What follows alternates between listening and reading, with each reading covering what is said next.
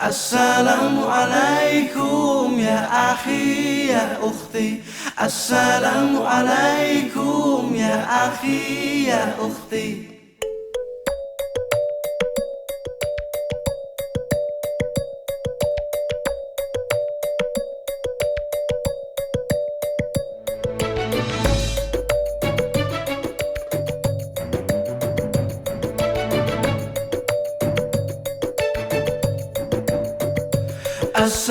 Assalamualaikum ya akhi ya ukhti.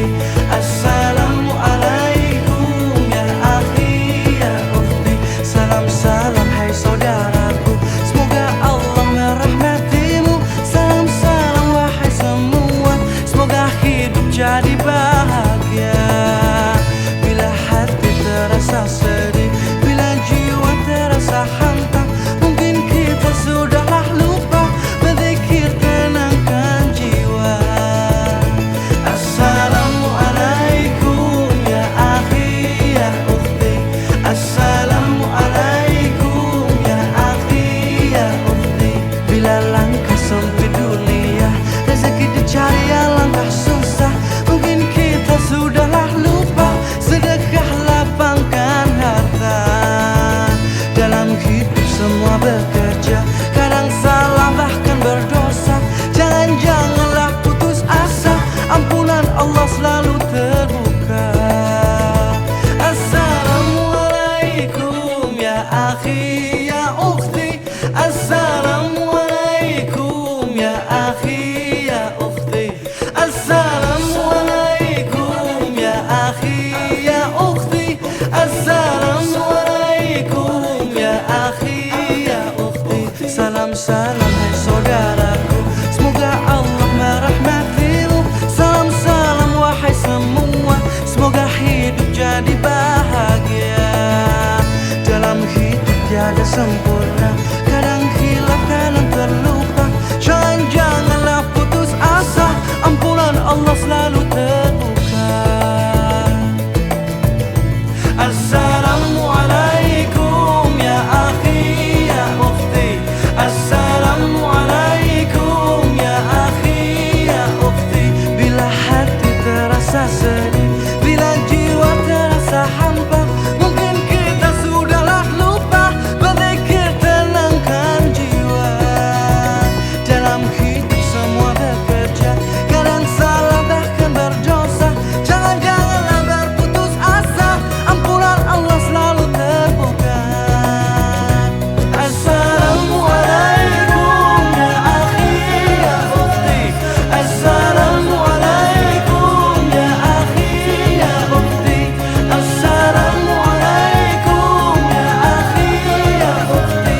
Assalamualaikum ya akhi ya ukhti. Assalamualaikum ya akhi ya ukhti. Assalamualaikum ya akhi ya ukhti. Assalamualaikum ya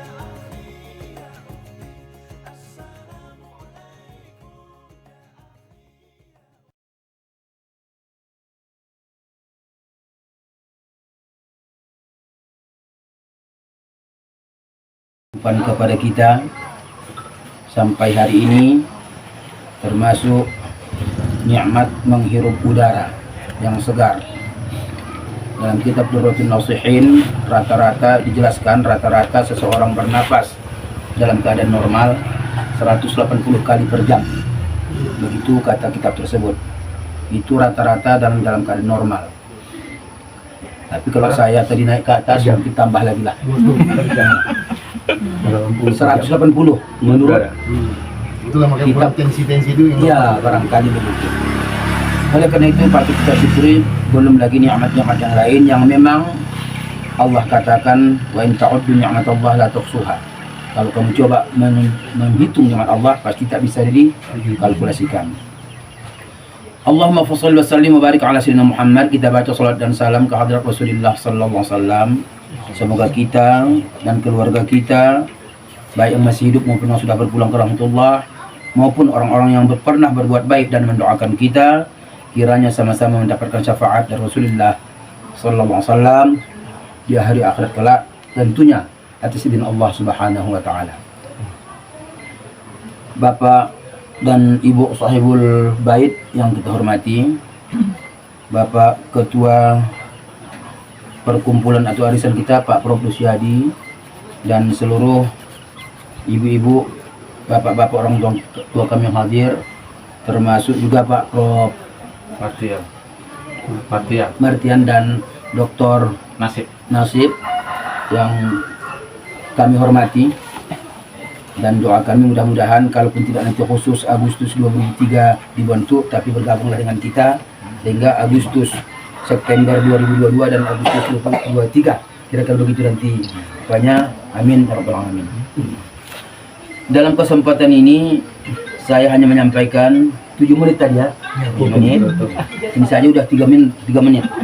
Jadi 3 menit ke depan insyaallah saya sampaikan sangat ringkas yang saya kutip dari tulisan ulama dalam kitab Sirajul Talibin, di mana salah satu kewajiban kita sebagai umat beriman adalah beriman kepada qada dan qadar dari Allah Subhanahu wa taala.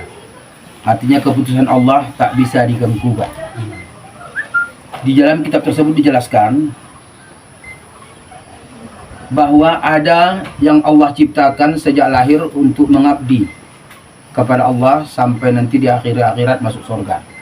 Mereka secara umum lah, manusia ini juga termasuk. Yang kedua, ada yang Allah ciptakan di awalnya beriman, tapi akhirnya nanti masuk neraka karena mati kafir. Termasuk Syekh Barsuso sebagai contoh yang tidak saya sampaikan di riwayat dan kesempatan ini karena minat waktu. Yang ketiga, ada yang tidak beriman awalnya, tapi di akhir bertaubat. Banyak contoh. Dan yang keempat, memang sejak awalnya kafir sampai akhir nanti masuk neraka, masih kafir. Ini tidak bisa kita gugat, itu hak prerogatif Allah, karena sudah Allah memberikan bekal kepada kita, akal, petunjuk dan seterusnya. Oleh karena itu, dalam kesempatan ini saya hanya ingin menyampaikan, kalau kita ingin mendapatkan apa yang memang Allah perintahkan, pertama kita minta supaya Allah memberikan kemampuan itu kepada kita. Kemampuan untuk melaksanakan apa yang Allah perintahkan itu kita minta. Maka ulama lain mengatakan yang paling baik kita minta kepada Allah.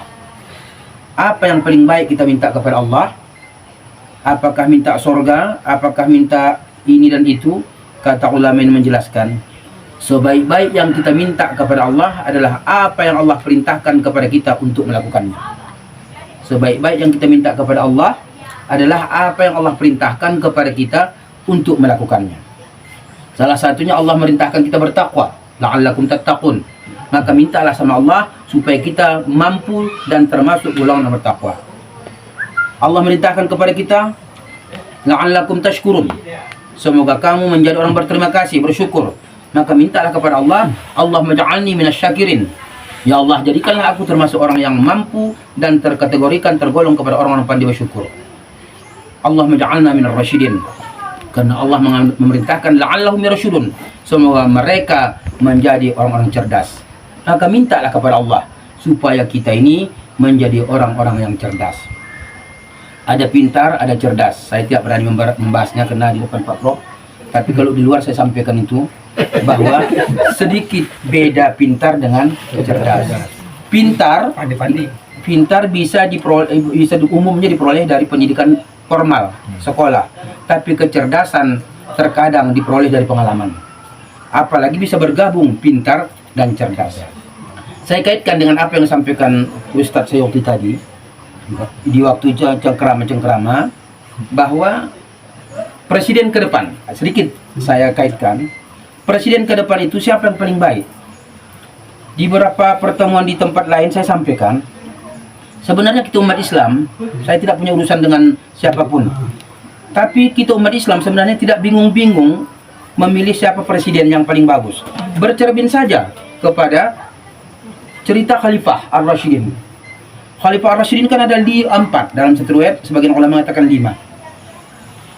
Pertama Abu Bakar Siddiq, yang kedua Umar bin Khattab, yang ketiga Utsman bin Affan, yang ketiga Ali bin Abi Thalib, dan yang keempat sebagian ulama menambahkan Umar bin Abdul Aziz.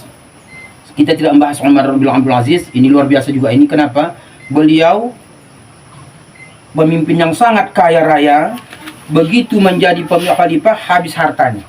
Habis hartanya disumbangkannya untuk kemakmuran rakyatnya. Bahkan kalung istrinya pun disuruhnya jual. Luar biasa itu tidak usah kita bahas.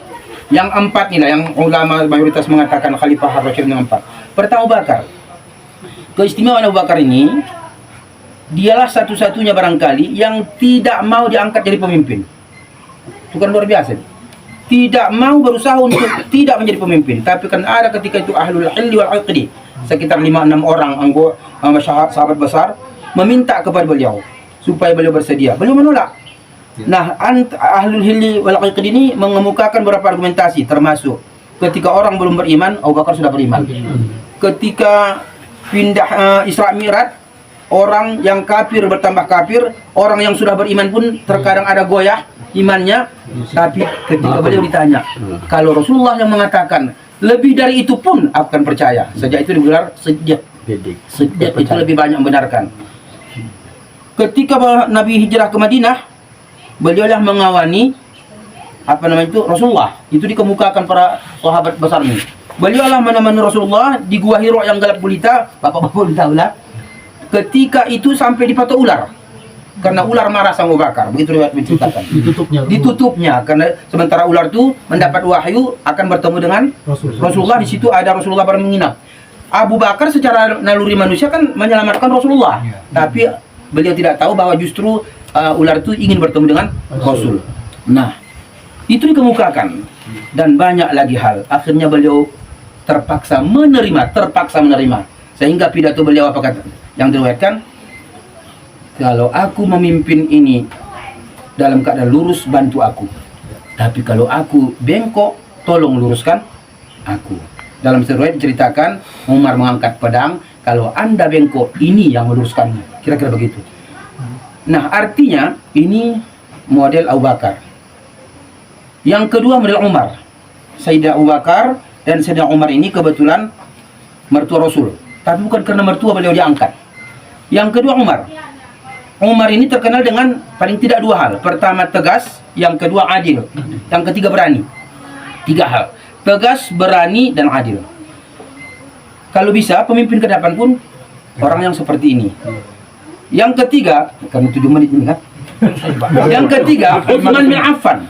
Ini Utsman bin Affan ini kebetulan mertua Rasul, menantu Rasul. Bahkan keistimewaan beliau, 2 anak Rasulullah istri beliau. Tentunya secara bergantian. Setelah meninggal. Nah, ketika beliau diangkat, beliau sudah berumur.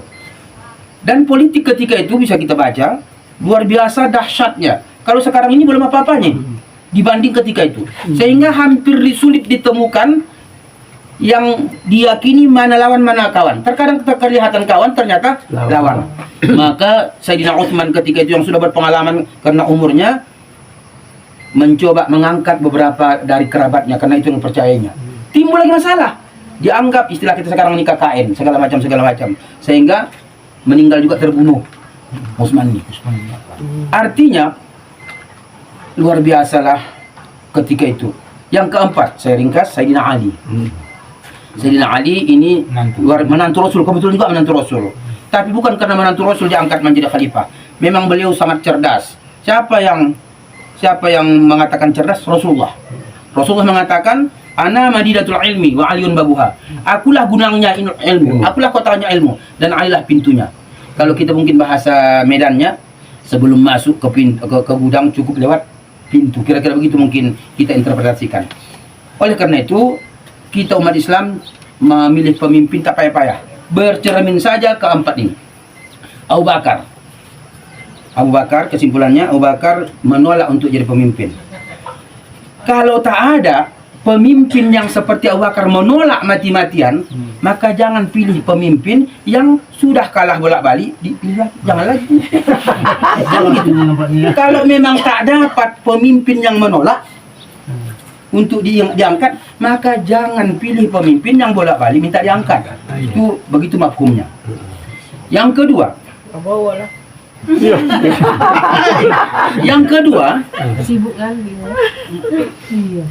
Umar bin Khattab. Iya, Mbak.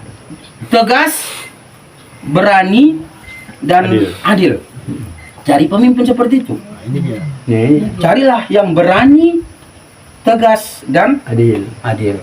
Kalau tak dapat, carilah yang berumur. Jangan yang muda sehingga terpaksa dirubah undang-undang untuk masukkan yang muda. Nggak bagus juga itu. Nggak bagus juga itu. Karena memang umur diperlukan untuk pengalaman. Secara umum, tambah tinggi umur seseorang, tambah pengalaman. Kalau muda, belum tentu berpengalaman. Maka tidak perlu dirubah undang-undang untuk memaksakan supaya yang muda bisa. Kira-kira begitu. Tapi jangan salah pahami. Saya tidak punya urusan lah dengan begitu-begitu. Tapi saya ingin menjelaskan. Yang keempat, Sayyidina Ali. Sayyidina Ali ini, saya katakan tadi, pintar dan cerdas. Saya bukan mengatakannya, saya menyampaikan apa yang dikatakan Rasul. Oleh karena itu, pemimpin itu harus pintar dan cerdas. Ini dia. Saya tidak punya kaitan dengan apa-apa dengan Pak Anies Rashid. Jangan nanti Bu pikir, oh tadi malam ditelepon Pak Anies ini. Pak Anies tak, saya tak mengenal Pak Anies, apalagi Pak Anies tak mengenal. Saya juga tak kenal Pak Prabowo dan seterusnya lah. Prabowo. Tapi saya ingin mengatakan, pilihlah pemimpin yang pintar, cerdas, berani, tegas, dan adil. Kalau tak dapat semua, ada kaidah usul fiqih namanya. Ma la yadruku kulluh, la tatruku kulluh. Kalau tak dapat semua dalam satu hal ini, maka jangan tinggalkan semua. Pilih beberapa ada di sini, ini lakukan. Nah, oleh karena itu, kalau tak ada tipe Abu Bakar terkumpul dalam diri seseorang, plus Umar, plus Utsman, plus Ali, maka paling tidak yang ada dalam diri seseorang itu yang memang terkumpul beberapa hal. Saya ulangi, kecerdasan Umar, keberanian Umar, umpamanya ada dalam diri seseorang. Keadilan Umar ada dalam diri seseorang. Ketawaduan seseorang, Abu Bakar ada dalam diri seseorang. Kemudian Utsman dari segi umur ada dalam diri seseorang, tak terlalu muda. Dan kecerdasan ada dalam diri Sayyidina Ali. Saya tidak menyarankan harus pilih Anies. Saya tidak menyarankan. Walaupun ini PKS Pak Haji, mohon maaf saya. Saya tidak menyarankan dipilih Anies, tidak. Saya juga tidak menyuruh memilih Baswedan. Tidak. Tapi pilihlah orang yang cerdas. Kebetulan bahasa Arabnya Rashid. Jadi Anies tak dipilih, enggak usah. Baswedan enggak usah. Rashid. Karena Rashid itu orang yang cerdas. Salah satu pemimpin itu harus cerdas bagaikan Sayyidina Ali. Yang terakhir, udah 6 menit setengah kurang saja. 15 menit. Sisakan 10 detik terakhir. Iya, 15 menit. 10 detik terakhir. Tadi apa kata Pak Prof? Walau berseloroh tapi saya angkat serius. Walaupun sebenarnya belum tentu betul. Artinya belum tentu betul gini. Dulu kata beliau Ustaz Sayuti masa Kapolsek bisa saja banyak belok-belok. Saya tak pala seluruh Pak Prof itu. Belakangan menjadi orang bertobat yang nasuha, yang apa istilahnya tadi Pak Prof, yang berkualitas. Itu juga bagian dari apa yang saya sampaikan tadi. Seandainya betul, tapi tak betul itu kan? Betulnya. Paling tidak betulkan aja lah.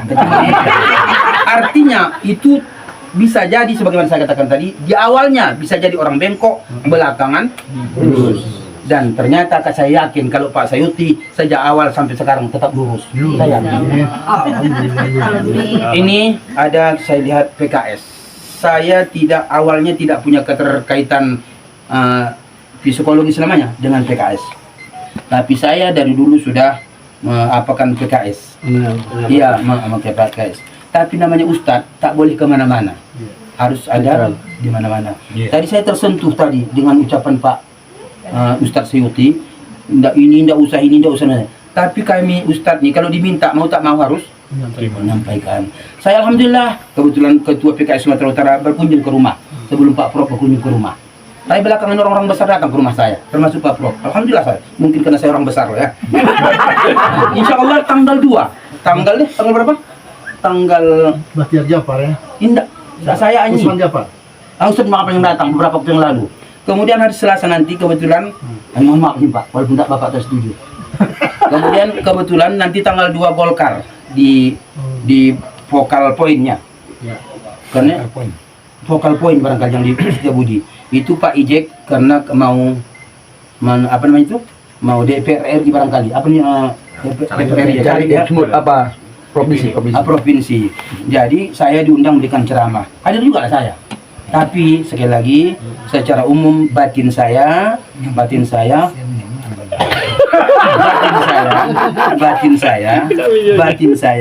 tetap kepada tadi cerdas, adil, dan berani. Saya tidak menyebut nama, tapi cerdas, berani, dan adil. Kalau dapat dalam diri seseorang, alhamdulillah itulah kita pilih. Sekali lagi, tidak usah lihat Anies, karena kita nggak kenal sama Anies. Tidak usah lihat Baswedan, tapi pilih yang cerdas, yang kebetulan bahasa Arabnya Rashid. Demikian, kalau ada bahasa yang kurang akademis, terutama Pak Prof ya, Pak Doktor, Pak Dr. Nasib. Ini yang namanya Dr. Nasib ini luar biasa ini. Saya bercerita sudah Pak Prof, begitu tawaduknya, begitu berhasilnya, luar biasa. Ini namanya nasib begitulah kan. Nasibnya bagus. Nasibnya bagus. Beda kali dengan saya. Saya Afan Suaidi. Suaidi itu sedikit bahagia, lebih banyak menderita. Kalau Said bahagia, tapi kalau Suaidi isim tafsir, sedikit bahagia, lebih banyak menderita. Nantilah nanti. Demikian, assalamualaikum warahmatullahi wabarakatuh. Waalaikumsalam warahmatullahi wabarakatuh. Harus ke rumah ya. Saya tambahkan sedikit, Pak. Silakan. Sesuai dengan tambahannya, tapi aneh juga nih. Ada profesor yang dari Amerika itu. Iya. Kalau di Somalia 30 pemilihan suara, Iya. baru 1 bulan tahu siapa yang menang. Oh. Kalau di Amerika begitu pemilihan suara kira-kira waktunya 1 hari. Tahu dia jadi pemimpinnya. Kalau di Indonesia Udah tahu duluan. udah tahu duluan sama bapaknya. Itu udah tahu duluan. Berarti keistimewaan Indonesia. Itulah kehebatan Indonesia. Iya, yang merah putih juga lah. Sekali ini nggak boleh. Oh gitu nggak boleh. Nggak boleh sekali. Itu penghitungan Indonesia jago dia. Belum lagi cucu udah tahu pemimpinnya Benar siapa. ada Itu mata fisika. Ada lagi yang disampaikan? Oh, udah semuanya. Baik, terima kasih Ustaz Itu kardus Afan dan bocor. Ustaz Sayuti. Ya, ini luar biasa tadi ada beberapa poin-poin yang disampaikan Ustaz tadi, memang ini membuka pikiran kita juga. Itu adalah salah satu memberikan pencerahan. Apalagi tahun politik ini memang kita jangan salah pilih juga, ya kan?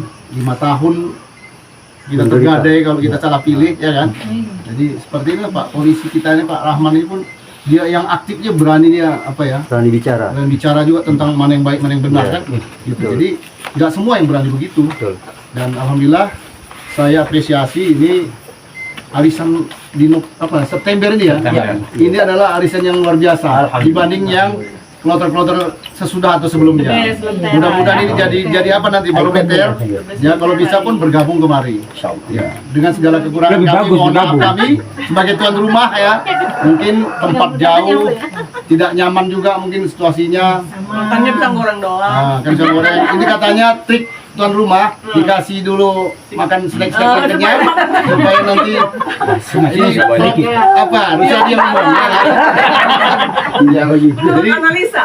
ya, jadi terima kasih lagi kembali kami ucapkan pada Bapak dan Ibu sekalian ya yang telah berkenan hadir. Sekali lagi mohon maaf segala kekurangan, dan tentu tadi disampaikan, saya ingin klarifikasi lagi, saya dicalegkan oleh PKS. Partai PKS nggak ada yang kita mencalekkan diri, nggak ada. Dicalegkan, dia memantau siapa-siapa kader ataupun yang non kader. Kalau dianggap layak, mereka kasih. Nah kebetulan saya 2 kali kalah. Ini yang kedua ya, kalah PKS. Yang pertama kalah, kurang suara yang dikit.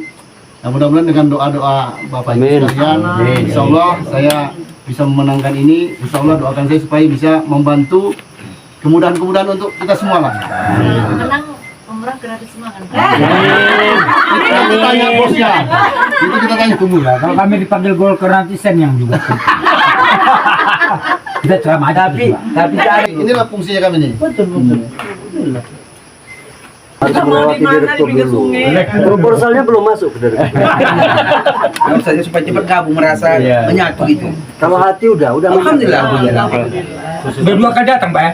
Udah 2 kali. Pada pertemuan Dulu ya. di rumah dia dulu. Yang kita kita kan sama-sama menunggu karena waktunya, karena persiapannya bagus. Iya. Makanya perlu harusnya ada pamer. Namanya Desember persiapan apa katanya? Iya, Dekorasinya, makannya. Menunya Menunya belum makan. Nasi biryani. Bu aja kata Pak Prof. Nasinya apa tadi? Nasi Biryani. Biryani. Kurang jelas tadi makanya. Ya kita ingat waktu di Toib itu. Wah, ya makan kita biryani. Jangan gitu lah, kita ikut belum. Oh, apa nggak ikut? Aduh, terlambat abang. Tapi sama itu Pak. Cara makannya pun gelar gitu aja ya. Iya. Nah, nanti sama di Pak Amin nanti. Iya, deh, Bang. Cuma ada kambing gulingnya. Iya, hanya dari tempatnya kan. Nah, nggak berani aja. Jadi nggak ada. Lah, kalau perutnya agak besar sedikit ya. Tapi jangan ada waktu bilang yang banyak tuh pandang saya. Nampak kali. Luar biasa ya. Memang sesuatu yang besar kan butuh besar juga. Belum tentu juga. Enggak, enggak. Ini kan abang ini angin besar. Nah, bukan ini apanya. Angin ya. Karena apa? Pikiran tenang, jadi gemuk dia, jadi dia semua. Jadi. Kalau dimakan sedikit jadi Yang darah. diminum dia darah juga kan. Tapi kalau kita ini banyak pikiran, tak jadi dia. Dimakan 2 kilo enggak jadi. Nah, ini baru sudah keluar juga ilmunya itu kan. Cara kita Keadaannya caranya. memang maaf dalam bahasa apa? Uruslah dalam tanda kutip. Apa kata dia? Anda katakan saya. Secara umum manusia ini ada tulang yang besar. Ya. Maka otomatis pembalutnya besar. Besar. Saya tulang saya kecil. Sebanyak apapun yang saya konsumsi pasti ini karena pembalutnya. Nah, jadi bukan karena banyak makan Pak. Ya, ya betul. Tambah ilmu lagi tuh, Prof. Jadi kita tutup dengan Yang doa kali penting ini. besar besar dia. Wassalbihi ajma'in hamdan yu'afi ni'mahu wa yukafi majidah ya rabbana lakal hamdu kama yanbaghi li jalali wajhikal karim wa ajmi sultanik Allahumma shalli wa sallim wa barik ala sayyidina Muhammadin fil awalin wal akhirin wa shalli wa sallim wa barik ala sayyidina Muhammadin fil mursalin wa shalli wa sallim wa barik ala sayyidina Muhammadin fil a'la ila yaumiddin Allahumma fir lana junubana wa li walidayna warhamhuma kama rabbuna saghira. Ya Allah, pada hari ini kami berkumpul di tempat kami ini dalam rangka meningkatkan silaturahmi sesama jemaah umroh Lentera Al Fuadi. Berilah keberkahan kepada kami ya Allah.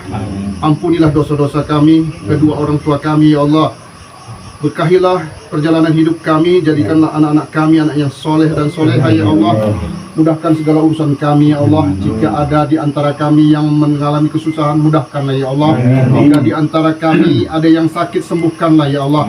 Rabbana zalamna anfusana wa illam taghfir lana wa tarhamna lanakunanna minal khasirin. Rabbana atina fid dunya hasanah wa fil akhirati hasanah wa qina azabannar. Subhana rabbika rabbil izzati amma yasifun. Wassalamu alal mursalin walhamdulillahi rabbil alamin.